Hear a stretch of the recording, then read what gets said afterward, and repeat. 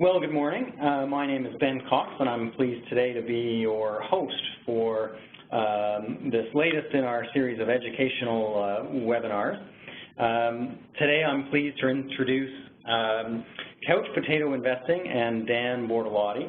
Dan is an associate portfolio manager at PWL Capital in Toronto. Dan is also the creator of the award-winning Canadian Couch Potato blog and a veteran financial journalist best known for his work in Money Sense magazine. We have a packed agenda for today's webinar. Today we'll walk through the process of planning, building, and maintaining a low-cost, diversified portfolio of ETFs. Dan will guide us do-it-yourselfers through the complex world of ETFs and show us how to invest like a professional portfolio manager. So we'll cover how to create a plan for achieving financial goals, determining the amount of risk we might want to take, choosing the right ETFs from the hundreds now available, properly placing ETF trades, and staying the course through volatile markets.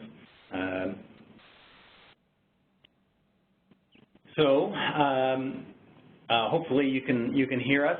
If you get disconnected for any reason, you can go to the Quick Start tab at the top left of your WebEx window.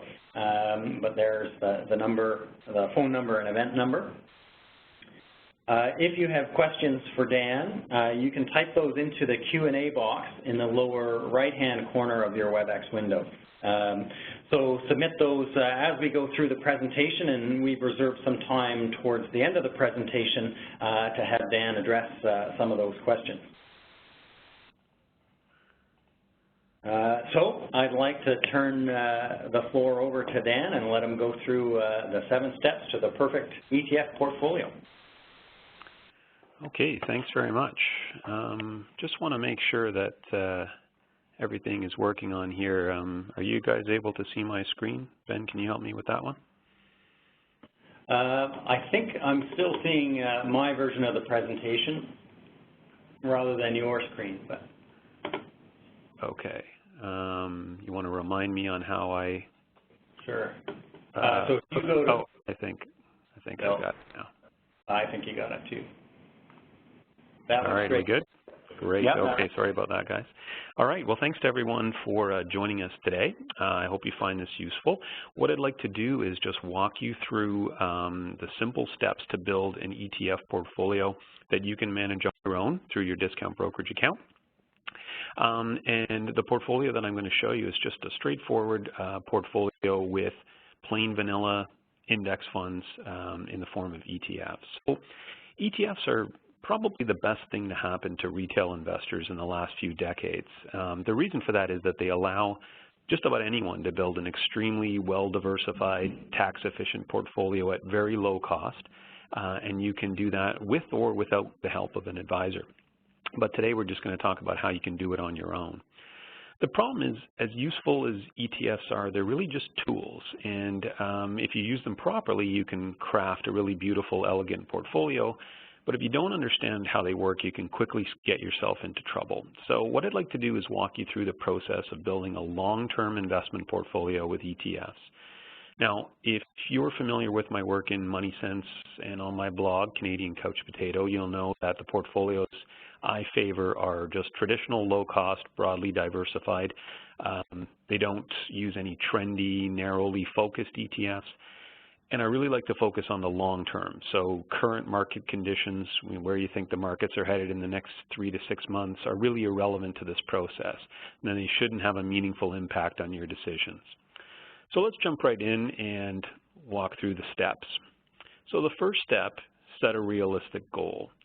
You know, before we talk about how to build an ETF portfolio, we need to consider what a portfolio is designed to do. And it's always surprising to me how many investors never think of their portfolio in context. I mean, it's not an end in itself. A portfolio is just a tool to help you achieve your goals. So the first thing you got to do is, before you choose the right tool, you need to define your job. And what by that I mean, you need to set a financial goal with the idea of the portfolio helping you achieve that goal.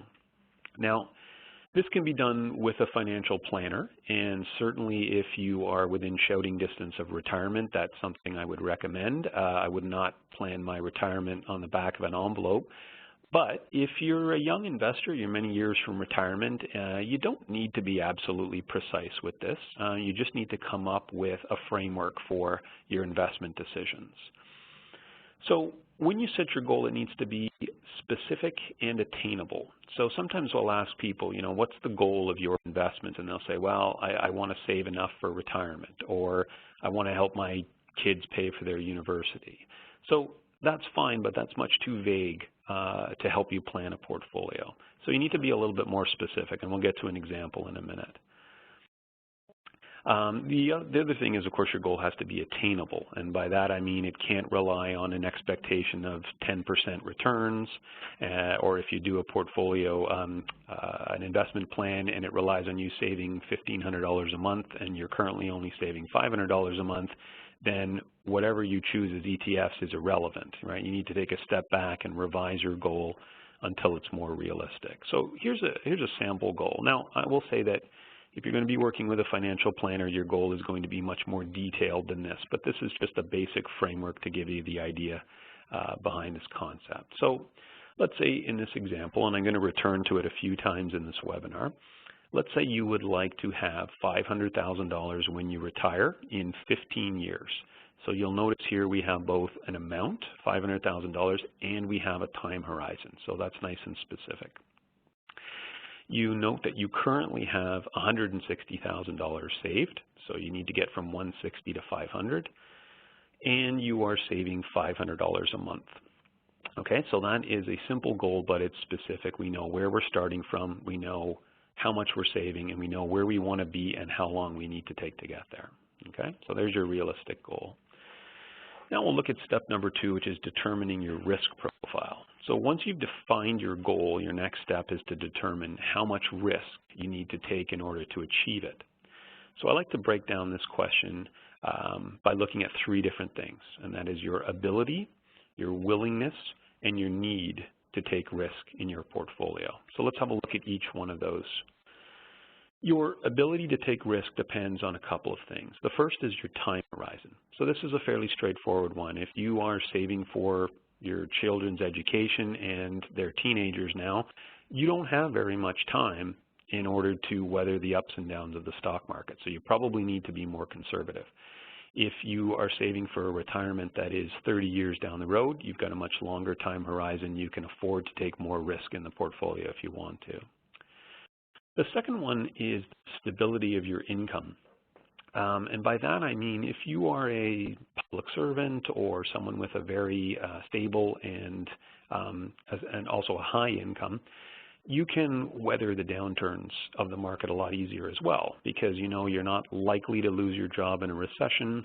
If you do suffer a downturn, you should be able to contribute new money to the account, etc. If you're a commission salesperson or you're self-employed and your income is a little bit less stable, you may want to think about making your investments a little bit more conservative to compensate. Your willingness to take risk depends on a couple of factors as well, but they're mainly temperamental. We're talking about your stomach for losses here and your experience with investing. So if you are the type of person who is prone to anxiety, if your portfolio falls 10%, you probably don't want an equity-heavy portfolio because it's going to fall a lot more than that during a bad bear market.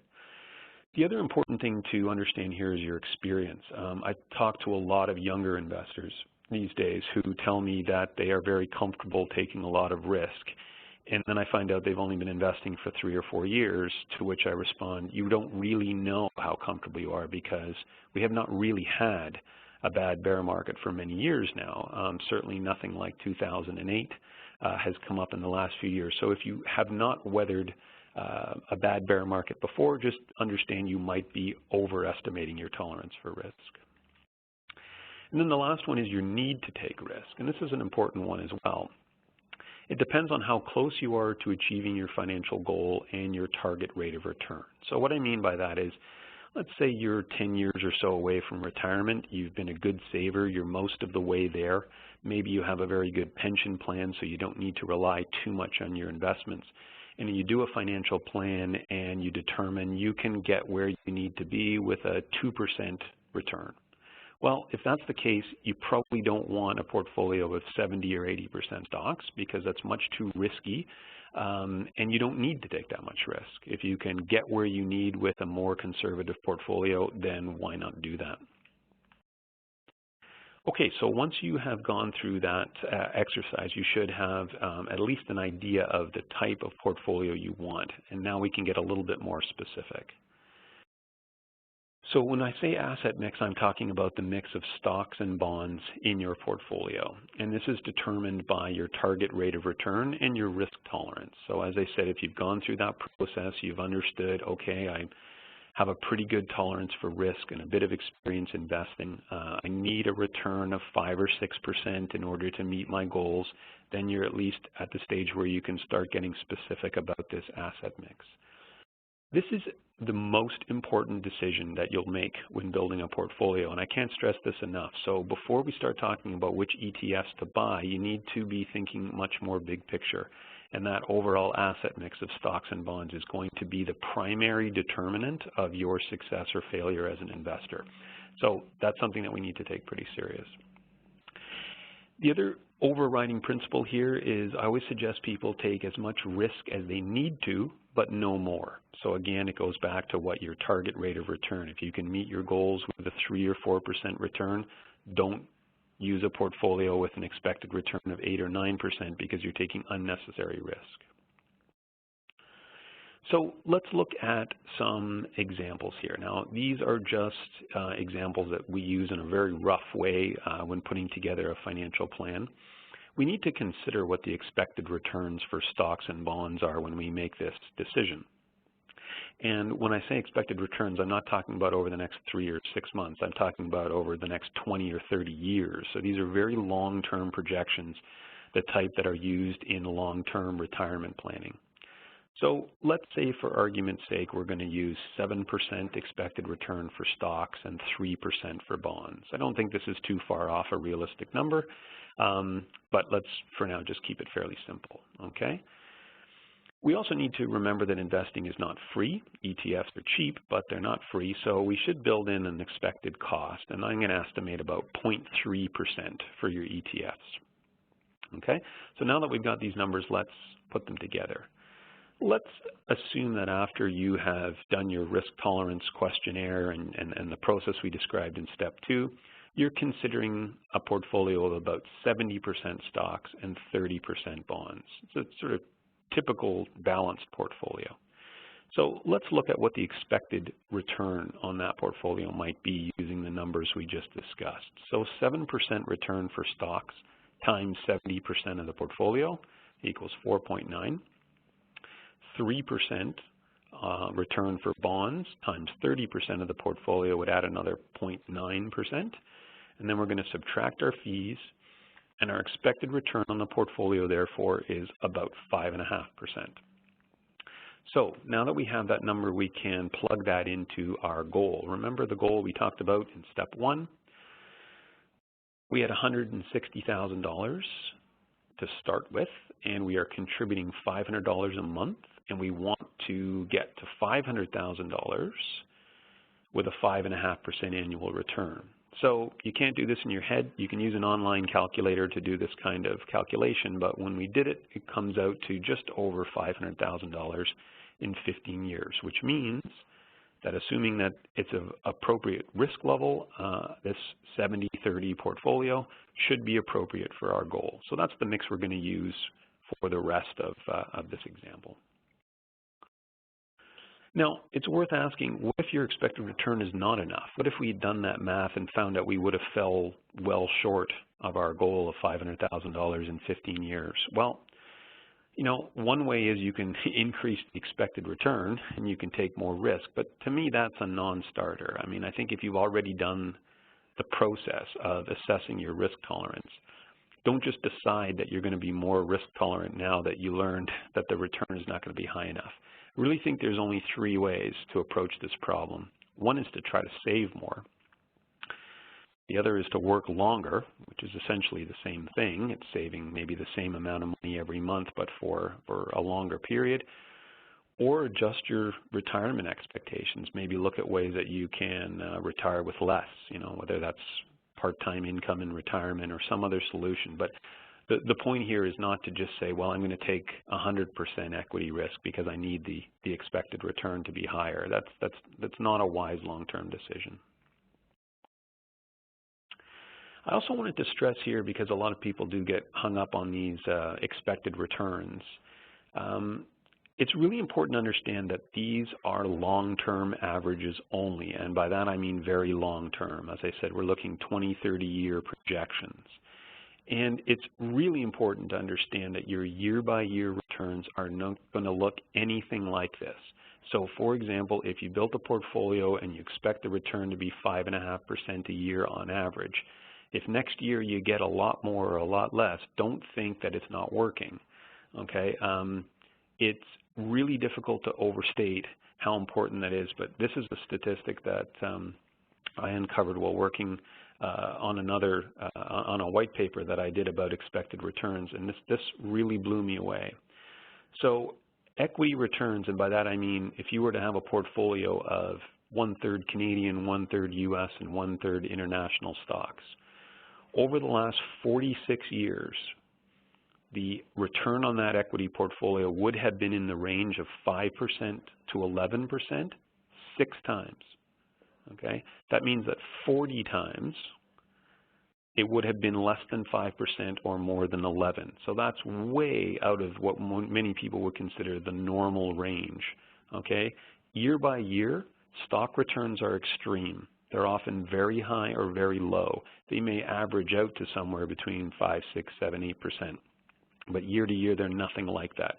So you have to take a longer view when you're thinking like this. Okay, now it's time to actually select your ETFs. So remember, we've done the important groundwork now with the plan, with the asset mix. Now we're going to build a portfolio using some specific ETFs. Now this is harder than ever. I mean, back when MoneySense started the couch potato portfolio in the early 2000s, there was one ETF company, and they had maybe half a dozen funds.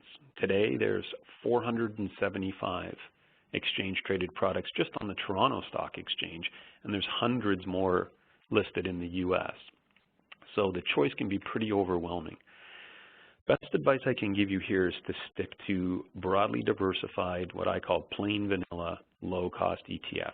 So what I mean by that are ones that have really no fancy strategies. All they try to do is get broad exposure to the market. So if it's a Canadian equity fund, it just holds virtually all of the stocks in the Canadian stock market. A US equity fund holds virtually all of the US stocks. So we're not looking at any kind of fancy strategy. We're just looking to get exposure to the broad markets. The other important idea here is that you can build a very well diversified portfolio using 3, 4, 5 ETFs. You don't need any more than that. So when I see portfolios, people with 10, 12, 15 ETFs, it's unnecessarily complicated. It's likely just to increase your costs and complexity and give you nothing in the way of improved results. Okay, so let's look at how we might break down a portfolio. Remember, we talked about 70% stocks and 30% bonds. So let's consider a layout like this. So if we're going to do 70% stocks, we're going to do 20% Canadian, 20% US, 20% international, and that means developed countries, so Japan, Western Europe, Australia, etc. And then 10% to emerging markets, which would be China, Brazil, Russia, etc. So a little bit more risky. But this would be a simple way of allotting the 70% of your portfolio to equities. And then we're going to add 30% for a mix of government and corporate bonds. So there is your overall portfolio in terms of asset classes. Now our job is to find an ETF to meet each of those, or to fit with each of those asset classes. So we need one ETF for Canadian equity, we need one ETF for US equity, etc. We don't need any more than that. So the examples I'm going to give you here are just that. They're just examples. There are many other good choices. So I've used them from a couple of the major ETF providers. So let's say for Canada, we're going to use Vanguard's Canada All Cap Fund, which again just holds sort of 250 or so Canadian stocks covering virtually the whole market. They also have what they call the total U.S. market ETF. So as it sounds, there's about 3,300 stocks covering virtually the entire U.S. market. For the international component, there's a couple of iShares funds that are good for this. By the way, there's a lot of acronyms there. Try not to get too bogged down in them. EAFE, or EFE as it's called, stands for Europe, Asia, and the Far East. And so that is a fund that holds stocks in developed countries. And then the other one holds stocks in emerging markets countries. So that's going to cover everything outside Canada and the U.S. with those two funds. And then finally, we're going to look at, say, the BMO Aggregate Bond Fund. So this is a fund that it's called Aggregate because it covers virtually the whole Canadian bond market. So again, there's many other individual choices, but this is just an example of how you can build a very globally diversified portfolio using just 5 ETFs. So that might look like a simple portfolio with just those 5 funds, but if you add them all up, you're looking at more than 7,000 stocks in a total of more than 30 countries and a dozen currencies in there as well to add an extra layer of diversification. That single bond fund holds both government, so that's federal and provincial, and corporate bonds of all maturities, so short-term, intermediate-term, long-term, and all of that rolled together has a cost of around 0.14%. So lest you think that a 5-fund portfolio is too simplistic, try to get that kind of diversification by buying more securities. I don't think you'll be able to do it, and you certainly won't be able to do it with this kind of simplicity and low cost. Okay, so once you have chosen your ETFs, whether they're the ones that I just listed as examples or you've picked different ones, it's time to go in and place your trades. So before we do that, we need to log into your brokerage account. And at Credential Direct, when you log in, you're going to click on Trade on the left-hand side there. And beneath that, you'll notice a number of choices, and we're going to choose Equities. Anytime we place an ETF trade, we're going to click on Equities. This can be a little bit confusing because, as we mentioned, our ETF portfolio is going to include a bond ETF as well. Some people might say, well, bonds are not equities, they're fixed income. But in this context, all ETFs are equities because they're traded on the exchange. So even if you're buying a bond ETF, you're going to still click on Equities. Okay. So once you click on Equities, you're then going to click on Buy because we're going to be buying some shares in this ETF. Then we're going to enter the symbol. So let's start at the top with our Canadian equity fund, that Vanguard fund. The ticker is VCN, so we've entered that in the symbol box. And then we're going to click Canada because this is listed on the Toronto Stock Exchange as opposed to one of the U.S. exchanges. Once we've done that, we're going to click Real-Time Quote. Okay? And this is going to be the most important part of the trading instructions. So you're going to get a quote that looks a little bit like this.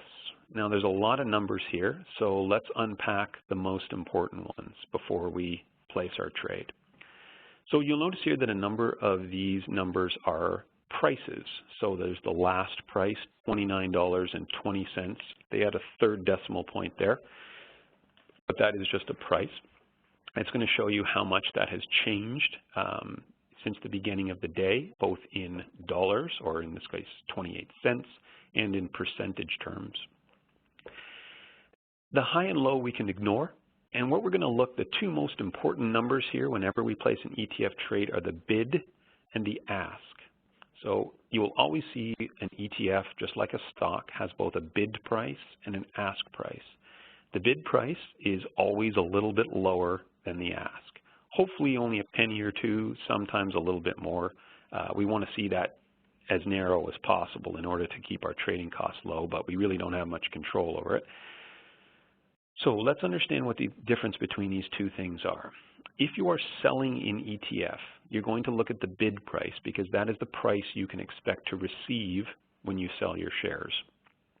When you're buying an ETF, you're going to look at the ask price, because that is the price that you can expect to pay for the shares that you purchase. So that's why the ask price is always a little bit higher. That spread in there is a profit, right, for the market makers, the traders, etc. So that you can always expect to pay a little bit more than you would receive. Now in this case, I'm going to walk you through how to make a buy trade. So we're going to look at the ask price. So we're going to keep note of that. $29.21 is the current ask price for our ETF. Now you'll recall that in our example, our portfolio was $160,000 today, and we said we were going to allocate 20% to Canadian stocks, and that is our Vanguard fund VCN. So we're going to go 160,000 times 20%, and we get $32,000. So what we want to do is purchase $32,000 worth of VCN. Okay. Now, unlike with a mutual fund, you can't just purchase an exact dollar amount. You have to purchase a certain number of shares in the ETF. So we've got our quote. Now we need to do a little math. So we're starting with $32,000, but we have to subtract that there's a commission whenever we make an ETF trade. And at Credential Direct, it's $8.88. So we're going to subtract that from the amount we have to invest. So we really only have $31,991 and change. Okay, so that's the amount we're going to start with. The next step is we are going to divide that number by the ask price. Now you'll remember that the ask price was $29.21. What I've done here is I've added 1 penny just to build in a little bit of breathing space. Sometimes the stock will move in the minute or so it takes you to place your order, and it helps just to place it about a penny above the ask price. So that's the number I'm using here.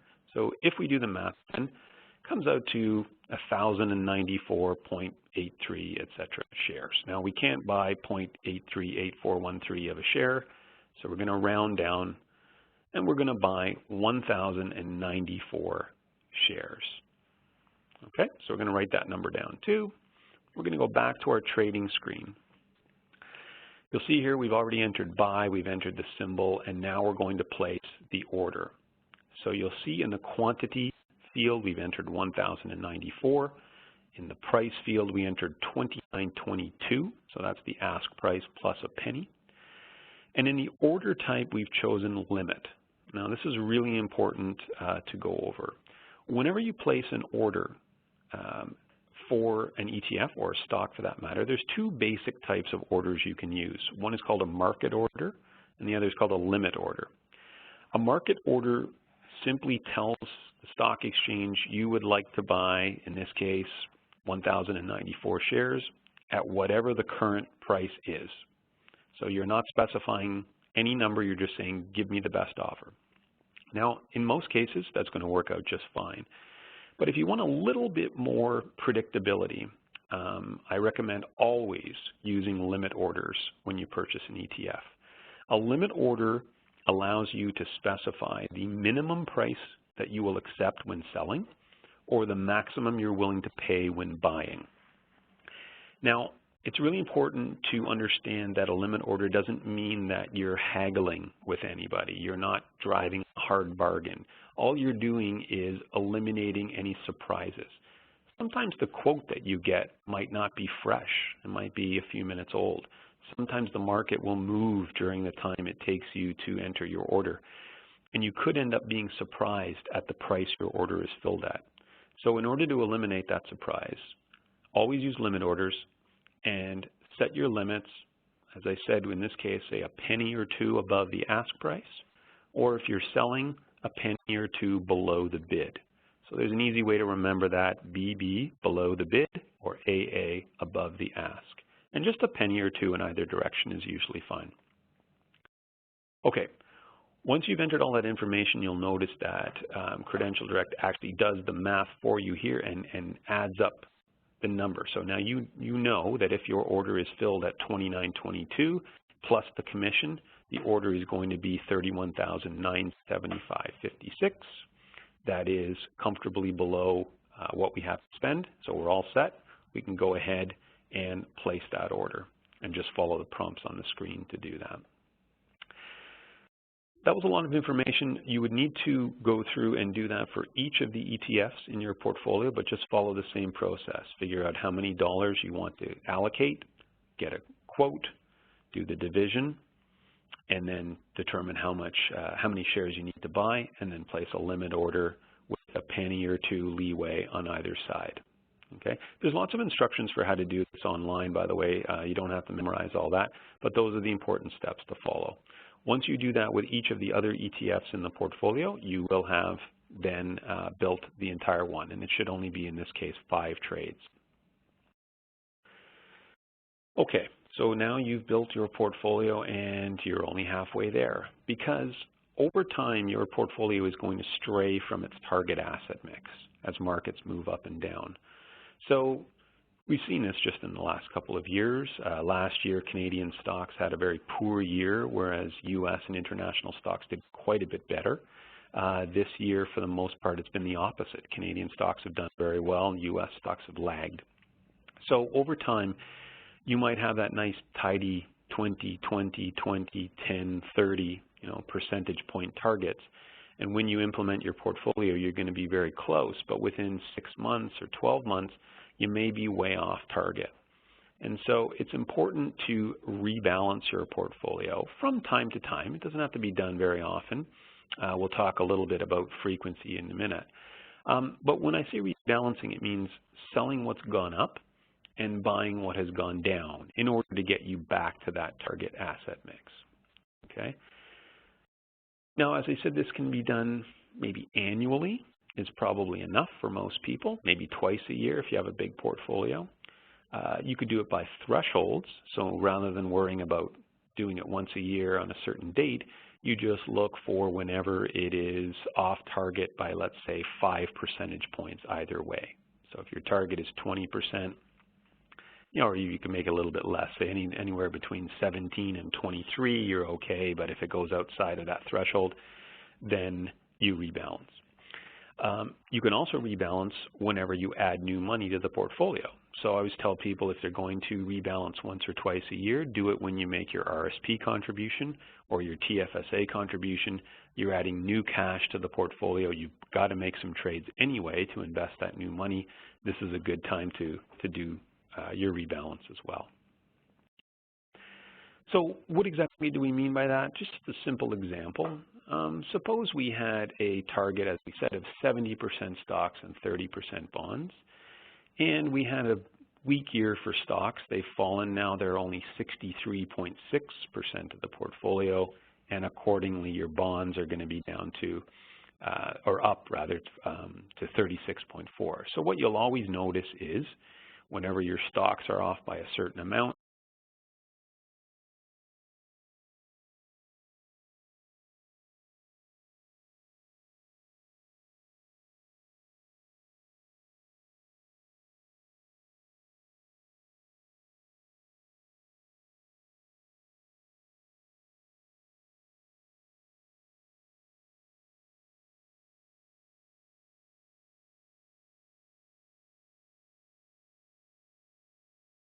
Well, here in Vancouver, we seem to have lost the ability to hear Dan, and it looks like maybe we've lost his desktop as well, so I wonder if he's gotten disconnected somehow. And I see a few other people saying that they've experienced the same thing, so I apologize for the issue. We'll give Dan a moment to see if he can reconnect both his desktop and the audio. Hi, everyone. I'm back here. Sorry about that. No, quite all right. We can hear you now. Where we left off here with the rebalancing the portfolio. Just to make it clear, it's pretty obvious when you're rebalancing your portfolio that if you're overweighted in one place, you're going to be underweighted by the same amount somewhere else. So in this case, again, our target was 70% stocks and 30% bonds.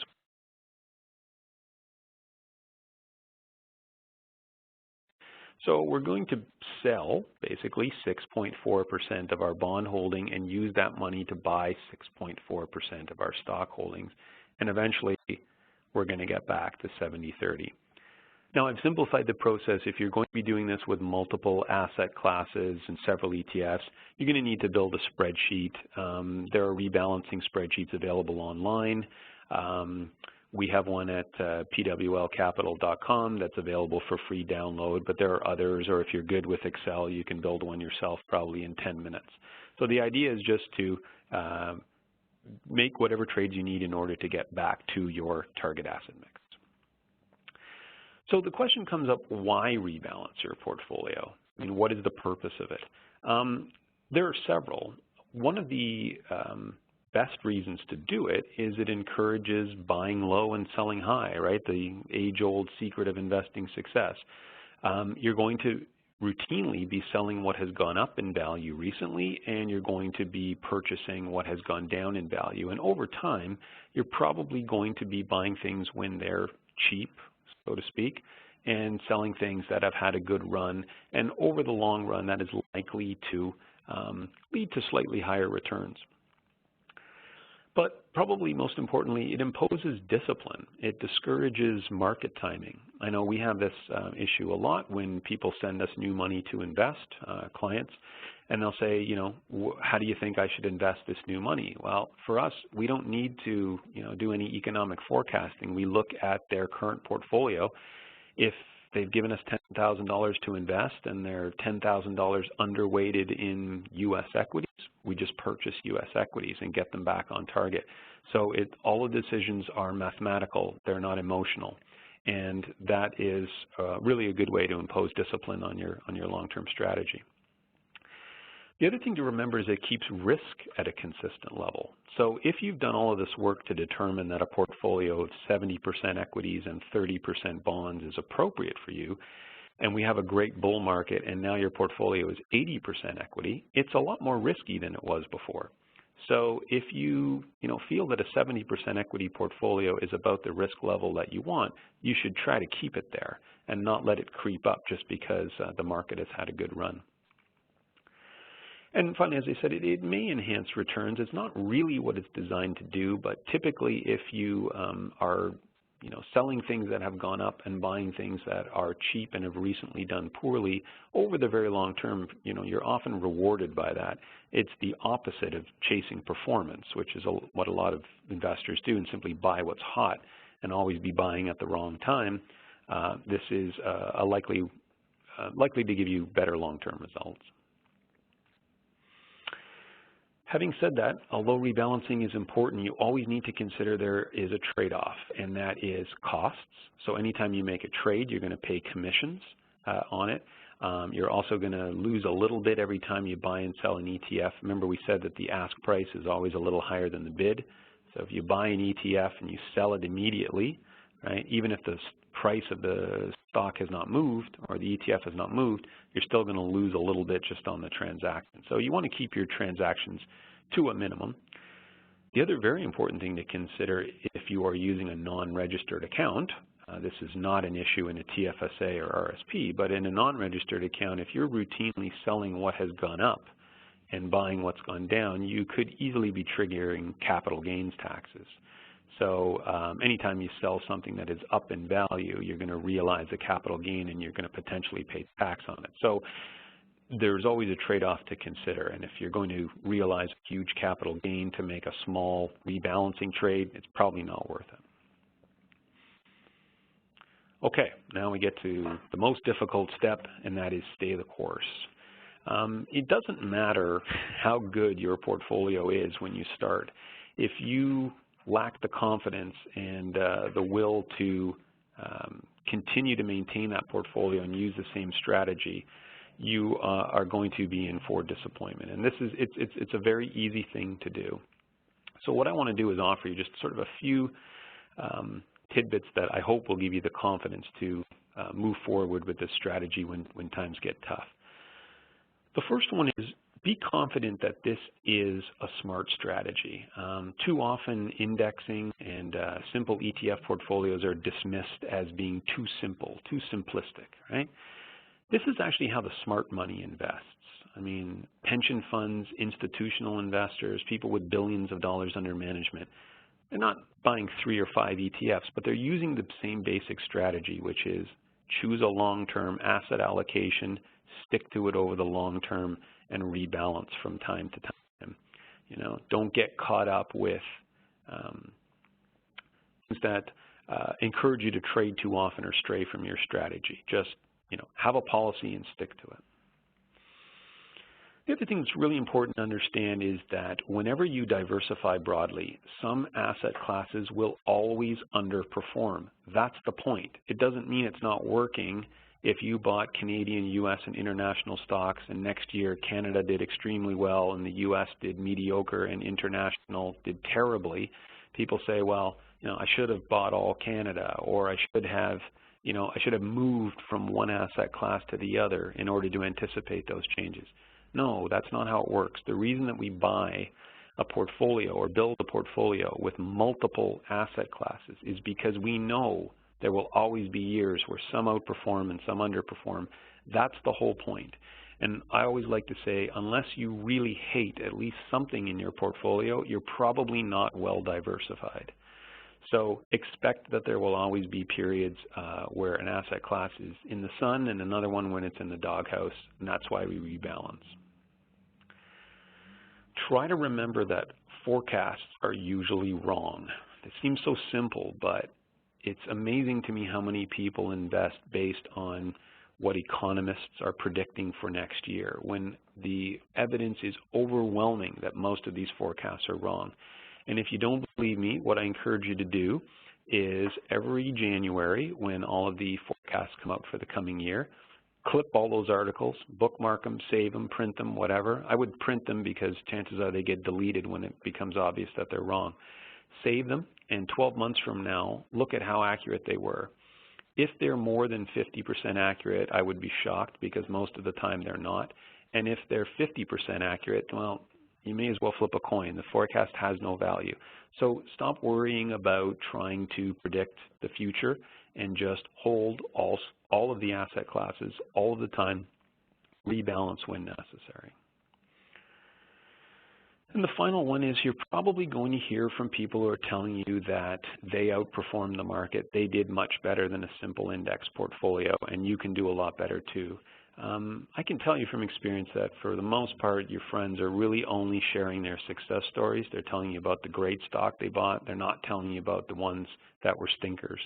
So you need to take all investment success stories with a grain of salt, because most of them are the victim of selective memory, we'll say. So I hope that this helped you understand how to sort of plan, build, and maintain a portfolio.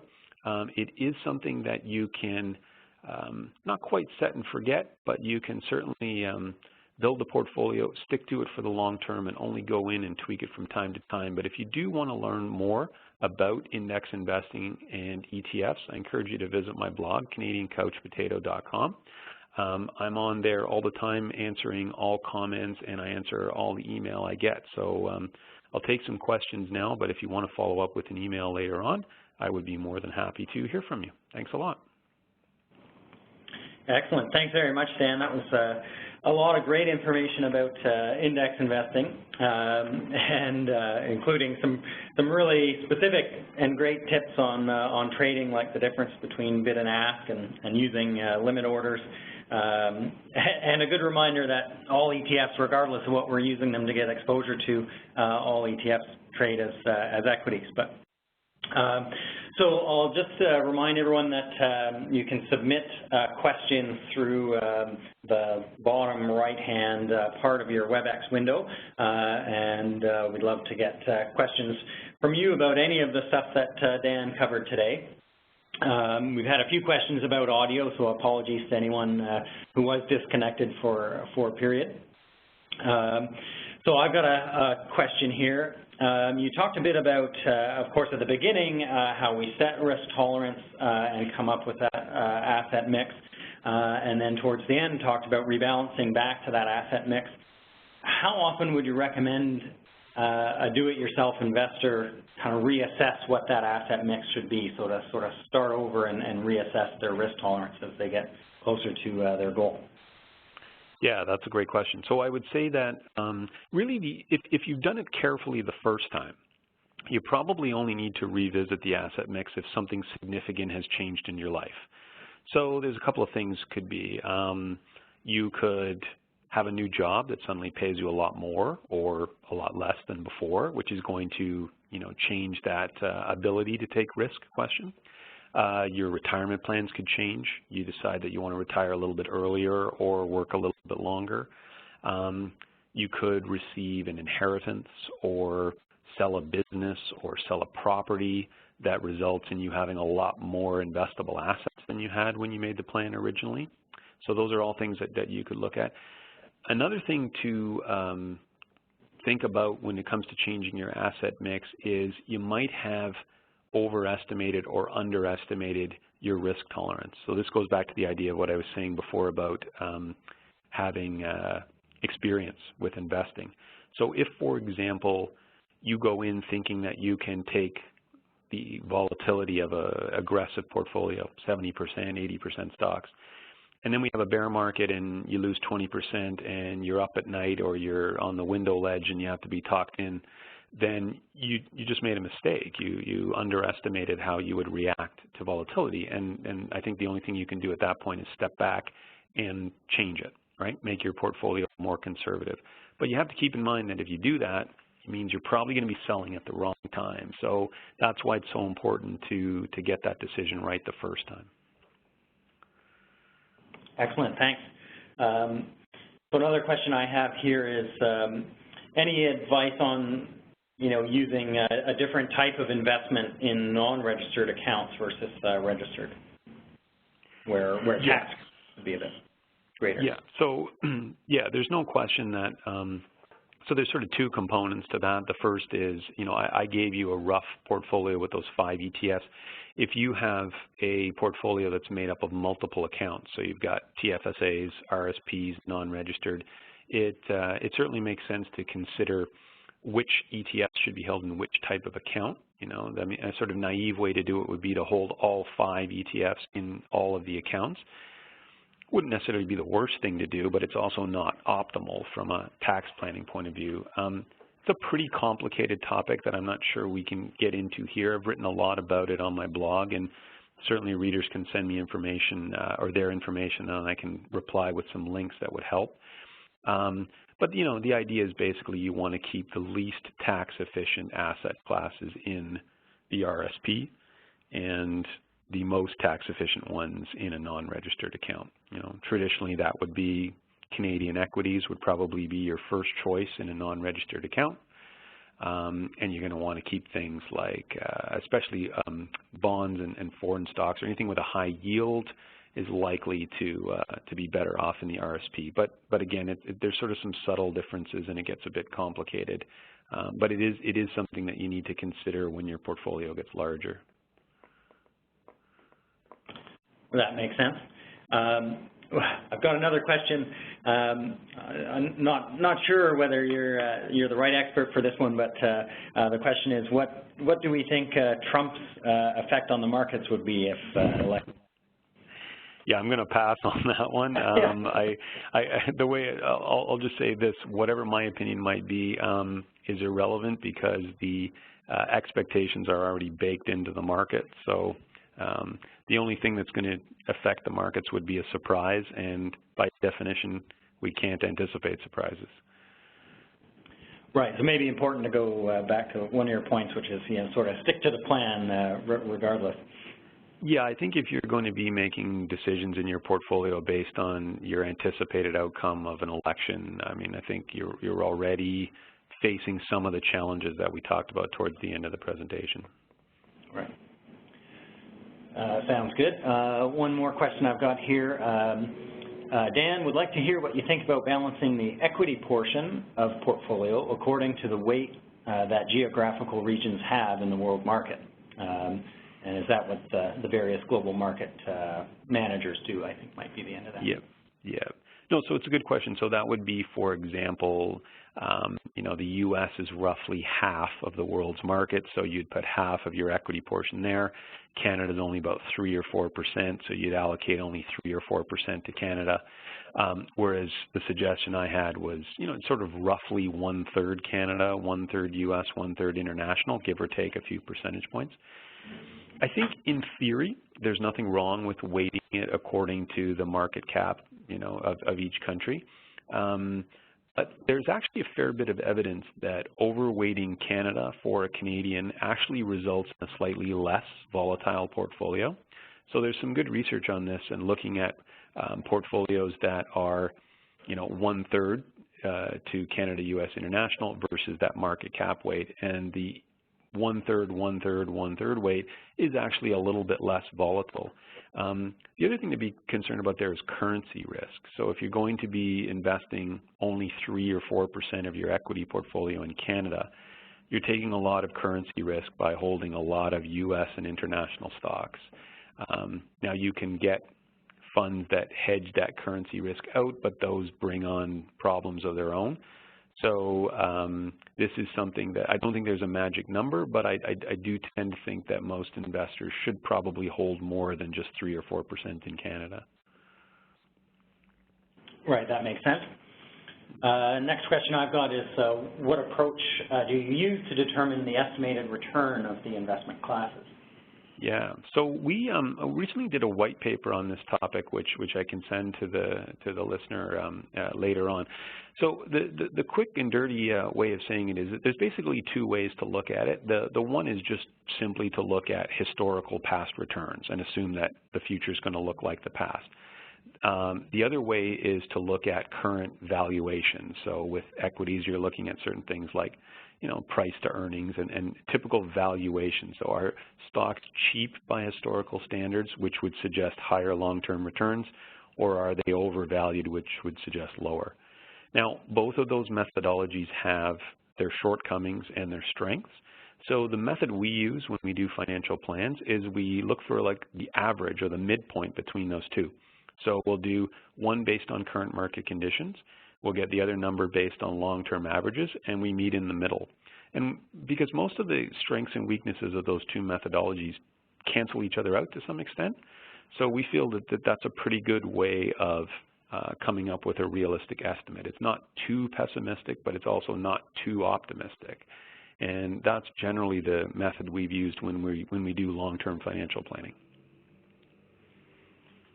Okay, and so at the risk of maybe leaving some people wanting more, I'll ask you the last question I've got here for today, and that's what do you think about adding other asset classes, preferred shares, preferred share ETFs, real estate ETFs, or commodity ETFs? There's a lot of them in the market to tempt us, and your advice in the presentation was to sort of keep it simple and straightforward, but you know, how would you go about including any of those?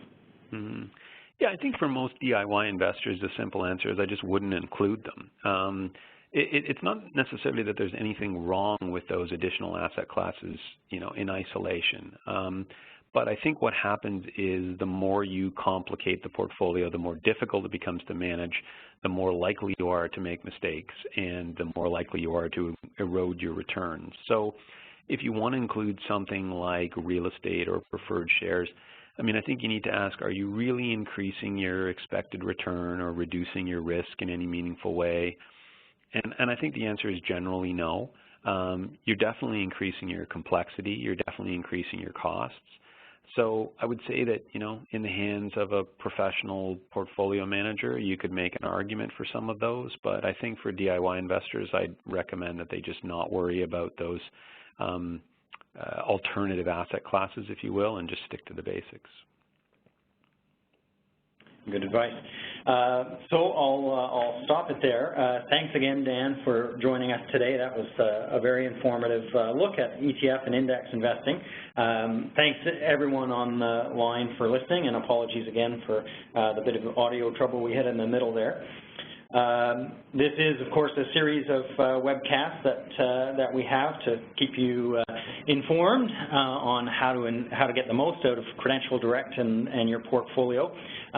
So check out the education and webinars page on our public site to see when the next webcast is and what our topic will be. Thanks again, and have a great day.